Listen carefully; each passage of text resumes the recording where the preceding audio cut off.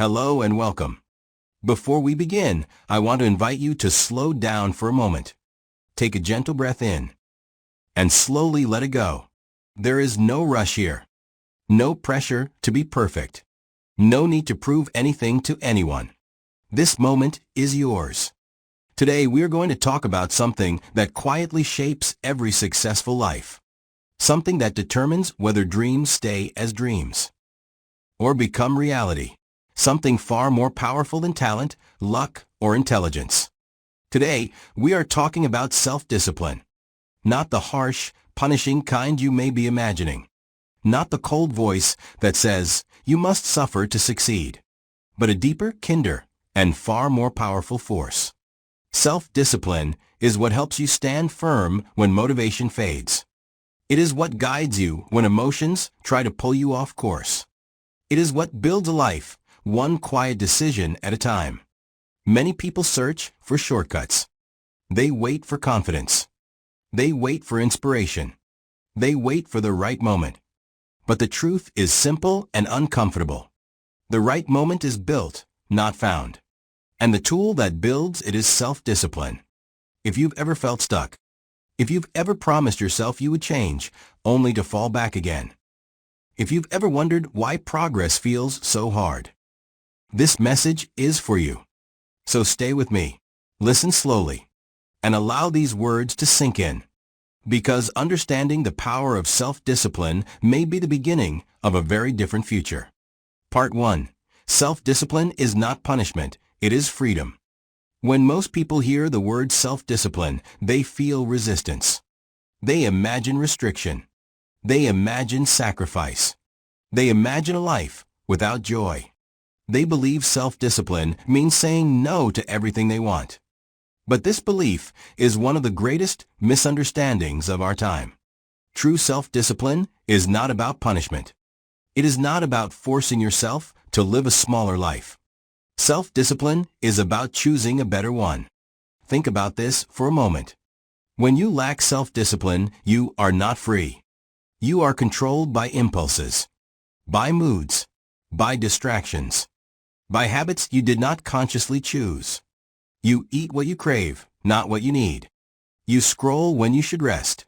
You delay what matters and react to what doesn't. This is not freedom. This is quiet captivity. Self-discipline, on the other hand, gives you options. It gives you the ability to pause and choose. To say, not now, instead of I can't help myself. To act based on values, not emotions. And the most powerful part? Self-discipline is gentle. It does not scream at you. It does not humiliate you for mistakes. It simply asks one question again and again. What choice serves your future best? Imagine waking up knowing you can trust yourself. Imagine making promises and keeping them. Imagine becoming someone whose actions align with their intentions. That sense of inner alignment creates peace. And peace is freedom. People often say, I don't want a disciplined life. I want to enjoy life. But look closely.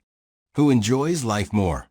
The person trapped in regret, or the person who feels proud of their consistency? Discipline does not remove joy.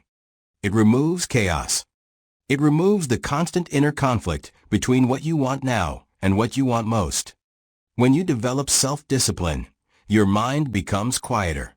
Your decisions become clearer.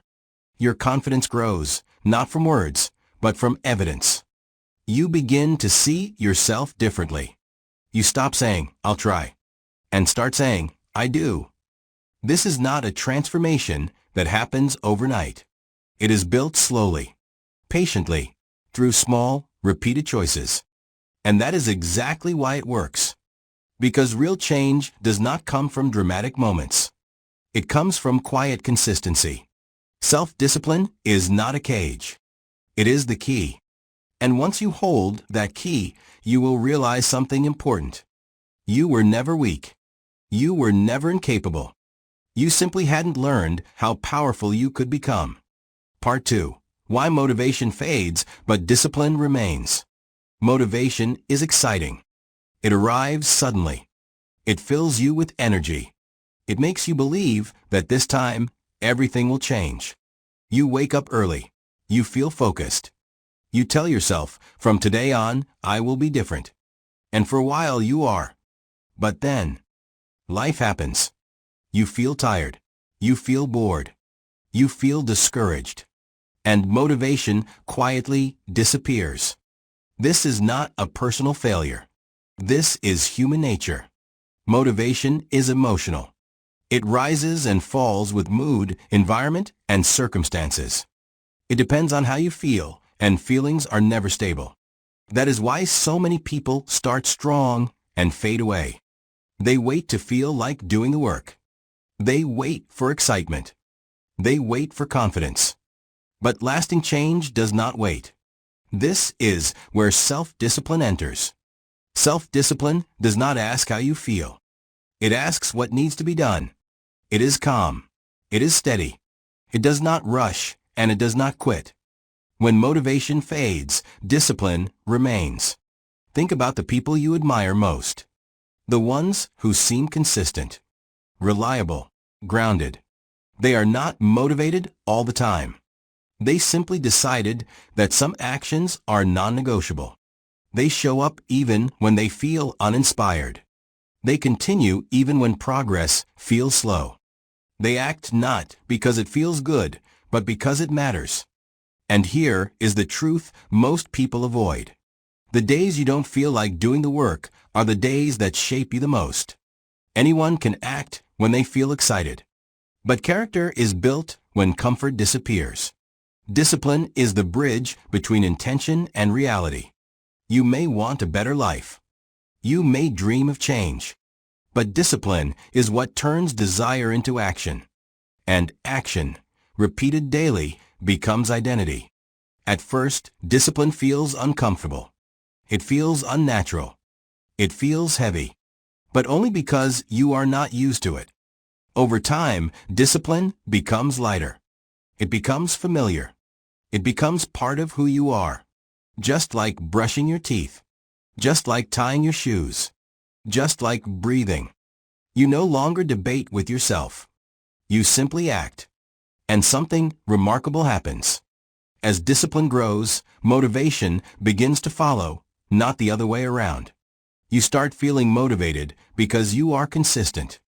You feel confident because you keep your word. You feel inspired because you see progress. Discipline creates evidence. And evidence builds belief.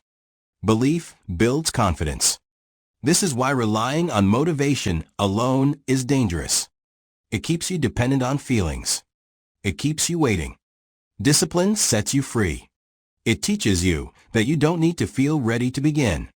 You don't need perfect conditions. You don't need permission. You need a decision. A quiet one. A decision to act even when no one is watching. A decision to continue even when results are invisible. Because long before success appears on the outside, discipline is shaping it on the inside. And once you understand this, you stop chasing motivation. You build something far more powerful. You build discipline. Part 3. The daily habits that shape your destiny. Most people believe that life is changed by big moments. A major decision. A sudden opportunity. A dramatic turning point. But in reality, life is shaped quietly.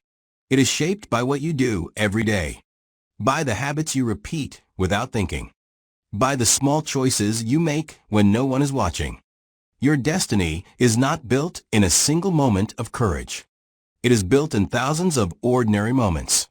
This is where self-discipline becomes invisible and powerful. You don't wake up one morning with a strong, focused mind.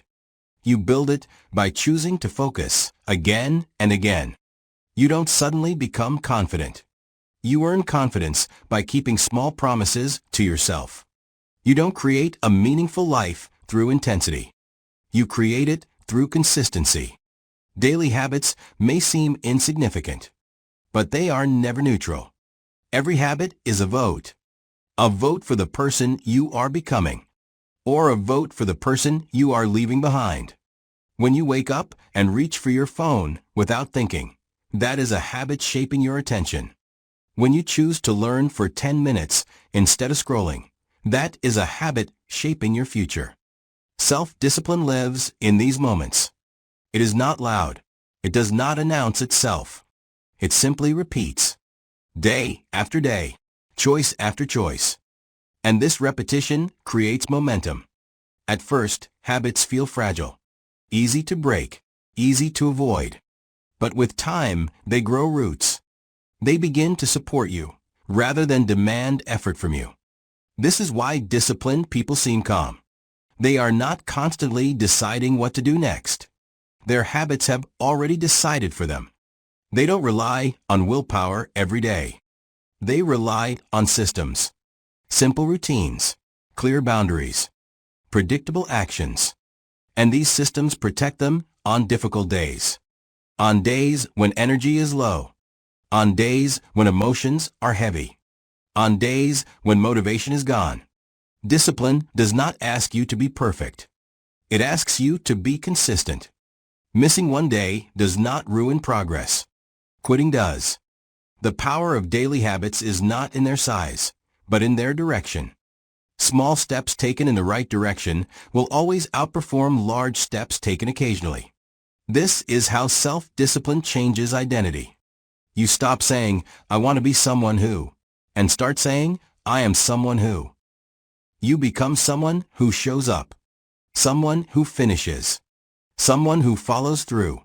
And this identity becomes self-reinforcing. The more disciplined actions you take, the more disciplined you believe you are. And the more disciplined you believe you are, the easier it becomes to act. This is the quiet cycle of growth. No applause. No dramatic transformation. Just steady progress. Just silent strength. And one day, you look back and realize something surprising. Your life did not change overnight. It changed because you did. Through small habits. Through patient discipline. Through daily choices that slowly shaped your destiny. Part 4. Self-discipline in the face of pain and resistance. There will be days when self-discipline feels heavy. Days when you wake up tired. Days when your mind looks for excuses. Days when doing nothing feels far more comfortable than doing what matters. This is not weakness. This is resistance. Resistance appears whenever you are about to grow. It shows up as doubt, as fear, as boredom, as pain. And most people misunderstand it. They believe resistance is a sign to stop. But in reality, resistance is a sign that you are moving in the right direction. Self-discipline does not remove pain. It teaches you how to walk through it. There is a moment, often very quiet, when you are faced with a simple choice. Do what is easy now, or do what is right for your future. This moment defines everything. No one is watching. No one will praise you. No one will know if you quit. And yet, this is where character is formed. Discipline at this level is not about force. It is about honesty. It is about admitting that comfort has a cost, and that growth requires discomfort. Pain is not the enemy. Avoidance is. When you avoid discomfort, you delay growth. When you face it, you strengthen yourself. Self-discipline teaches you to stay present with difficulty, to breathe through it, to act anyway, to take the next small step, not because you enjoy it, but because you understand its value. There is a deep confidence that comes from this, a quiet belief that says, "I can handle hard things." This belief changes how you see yourself. You stop running from challenges. You stop fearing effort. You stop negotiating with your goals. You begin to trust your ability to endure. And endurance builds power. Most people believe strength comes from success. But strength comes from repetition under resistance. From choosing to continue when quitting would be easier. Self-discipline grows strongest in these moments. Not in perfect conditions. Not in moments of inspiration. But in the middle of struggle. When you feel tired, but show up. When you feel afraid, but act. When you feel uncertain, but continue. Each time you do this, something changes inside you. You become more grounded, more resilient, more whole. The pain does not disappear, but it loses its power over you. You no longer ask, how do I avoid discomfort? You ask, what is this discomfort teaching me? And this shift is transformative. Because once you stop fearing resistance, you stop being controlled by it. Self-discipline is not about pushing yourself endlessly. It is about respecting your long-term well-being. It is knowing when to rest and when not to quit. Knowing when to pause and when to persist. This balance is wisdom. And wisdom is built through experience. Through moments when you choose growth over comfort. Again, and again, and again. And one day you realize, what once felt unbearable has become manageable. What once felt impossible has become part of who you are. Not because life became easier, but because you became stronger. Part 5. How self-discipline builds confidence and self-respect. Confidence is often misunderstood. Many people believe confidence comes from success, from praise, from recognition. They think confidence appears after you achieve something meaningful. But real confidence is built long before anyone sees results. It is built in private. Self-discipline is the foundation of this quiet confidence. Every time you keep a promise to yourself, you send a powerful message inward. I can trust myself. And trust is the root of confidence. When you say you will do something, and you do it, even when it is difficult, even when no one is watching, you strengthen your sense of self. You no longer need external validation. You no longer depend on approval. Your confidence becomes internal. This is why disciplined people walk differently, speak differently, carry themselves with calm assurance. They are not loud. They are not trying to prove anything. They know who they are. Self-respect grows the same way. It is not demanded. It is earned. You earn self-respect by honoring your values, by acting in alignment with your intentions, by choosing integrity over convenience. Each disciplined action reinforces your identity. You stop seeing yourself as someone who tries. You begin seeing yourself as someone who follows through. This shift is powerful. Because when you respect yourself, you set higher standards for your life. You stop accepting excuses.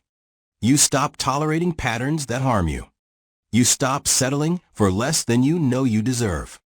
Discipline teaches you that your time matters. Your energy matters. Your future matters. And this awareness changes how you make decisions. You choose healthier habits, not from guilt, but from respect. You protect your focus, not from fear, but from purpose. You say no, not because you are rigid, but because you are clear. Self-discipline creates emotional stability. When you know you can rely on yourself, anxiety decreases. Doubt weakens. Fear loses its grip. You are no longer at war with yourself.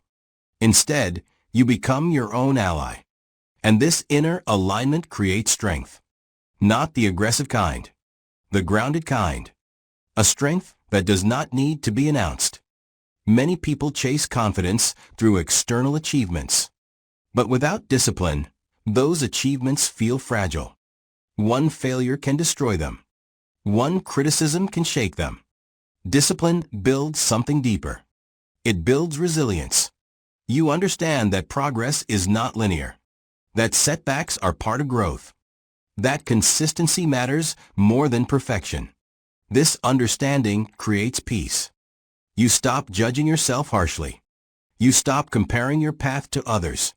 You stay focused on what you can control. Your actions. Your choices. Your discipline. And over time, these choices accumulate. They create a version of you that feels strong, centered, and self-respecting. Not because life became easy, but because you became reliable. Reliable to yourself. And that is the truest form of confidence there is. Part 6. Becoming the person your future self needs. Every choice you make today is a message sent to your future self. Most people live only for the present moment. They chase comfort. They avoid discomfort. They postpone responsibility. And without realizing it, they pass the cost of these decisions to the future. Self-discipline changes this relationship with time. It teaches you to think beyond today, to act with tomorrow in mind, to care for the person you are becoming. Your future self is not a stranger. It is you, shaped by today's habits. The confidence you want tomorrow is built by the discipline you practice today. The freedom you desire in the future is created by the structure you build now. This perspective is powerful, because when you develop self-discipline, you stop asking, "What do I feel like doing right now?" You begin asking, "What would my future self thank me for?" This question changes everything. It turns discipline into an act of kindness, an act of self-respect, an act of long-term care. You begin to see effort differently. Effort is no longer a burden. It is an investment. Every focused hour, every difficult decision, every moment you choose consistency over comfort, all of it compounds. Slowly, quietly, relentlessly. And this compounding effect is invisible at first. That is why many people quit too early. They do not see immediate results. They do not feel dramatic change. They assume their effort does not matter. But self-discipline works beneath the surface, like roots growing underground before a tree ever appears. Your future self depends on these roots. When challenges arrive, and they will, discipline becomes your stability. When emotions fluctuate, discipline becomes your anchor. When life becomes uncertain, discipline gives you direction. You no longer feel lost because your actions are guided by values, not moods. Becoming your future self is not about perfection. It is about alignment. Alignment between who you are now and who you want to become. Each discipline choice closes that gap. You do not transform overnight. You transform gradually.